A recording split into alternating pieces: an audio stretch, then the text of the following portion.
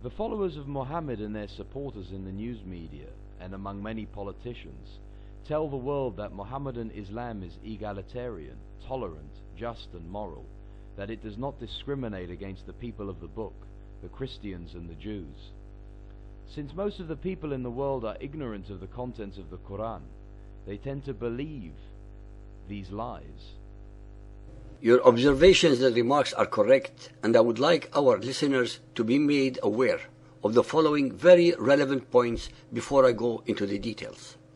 That according to the hadiths, the earliest followers of Muhammad who were allegedly being persecuted by the pagan Quraysh tribe to which Muhammad belonged escaped to Abyssinia, where the Christian king gave them shelter and safety.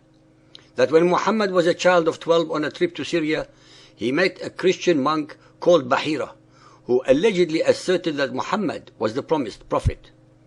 That the Christian uncle of Muhammad's first wife, Khadija, also allegedly asserted that he was the promised prophet.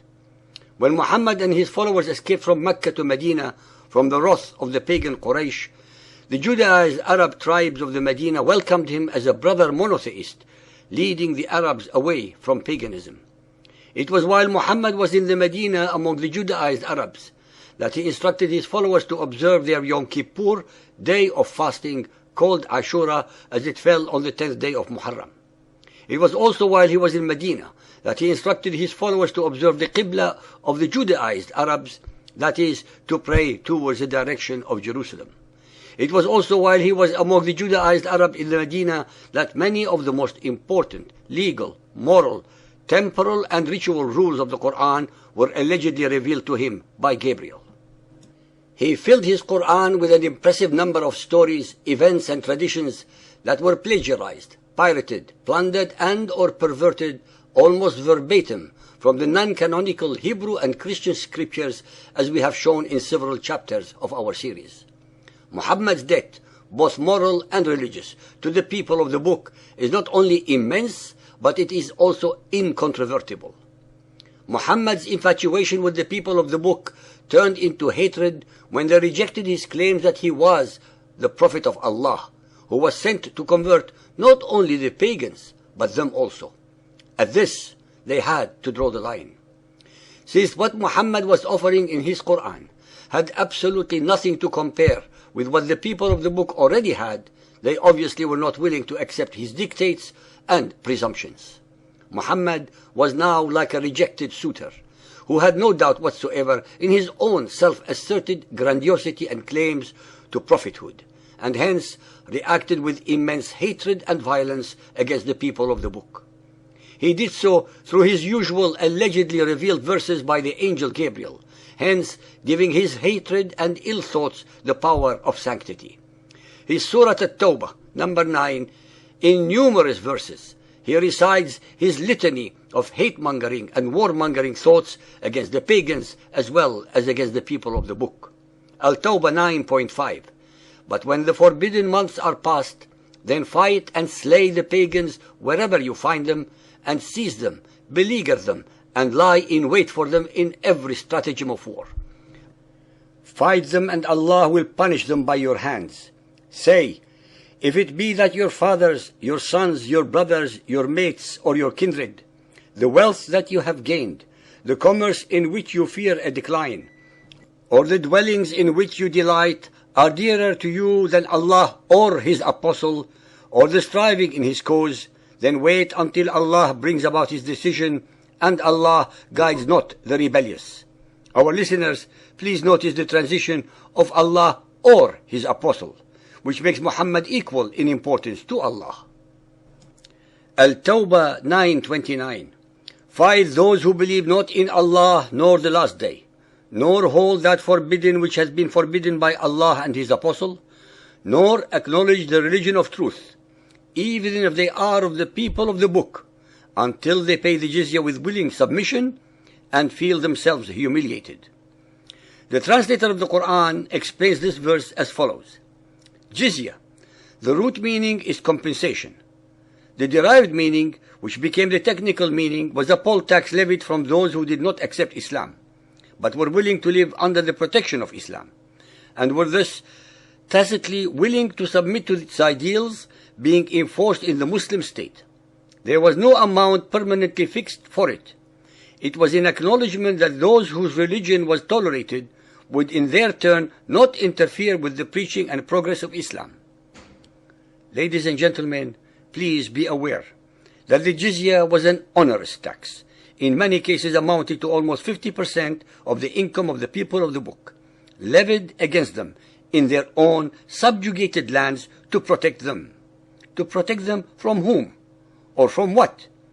The explanation given by the translator is bereft of logic or morality, and adds insult to injury to the people of the book.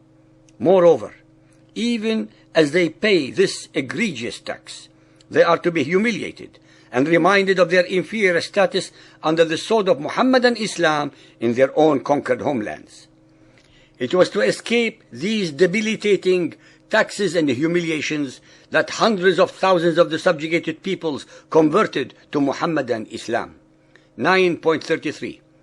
It is he who hath sent his apostle with guidance and religion of truth, to proclaim it over all religions, even though the pagans may detest it.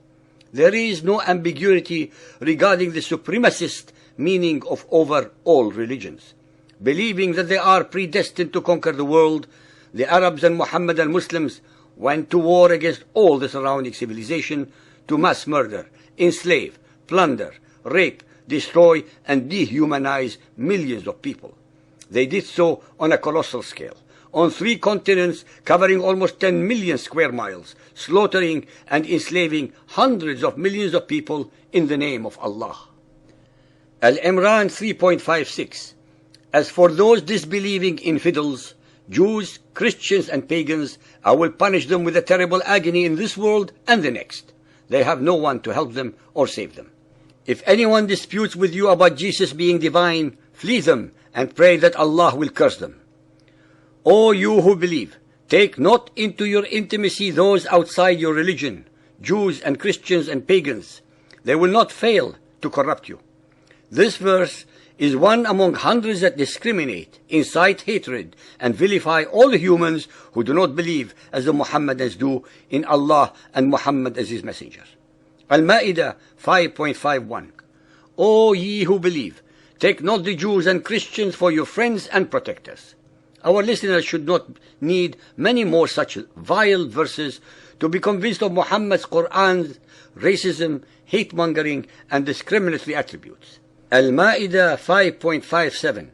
Believers, take not for friends those who take your religion for a mockery or sport, a joke, whether among those who receive the scripture before you or among those who reject faith but fear Allah. The people of the book had every legitimate reason for their mockery and sarcasm of the Qur'an, because Muhammad was trying his best at making the Qur'an sound historical, spiritual, authoritative, and divine through a continuous methodology of plagiarizing, plundering, pirating, and or perverting concepts, precepts, thoughts, and ideas from their scriptures, their fetishes, their traditions, as well as those of the Zoroastrians and the pagan Arabs, all the time pretending that they were new revelations. The people of the book, as well as his own Quraysh tribe, knew better, and in the end he resolved to destroy them, since they were the only witnesses to his mendacity and deception. 5.72. They do blaspheme who say Allah is Christ, the son of Maryam. They are surely disbelievers, kafara, who blaspheme and say Allah is one of 3 in the Trinity, for there is no God, ilah, except one God, ilah.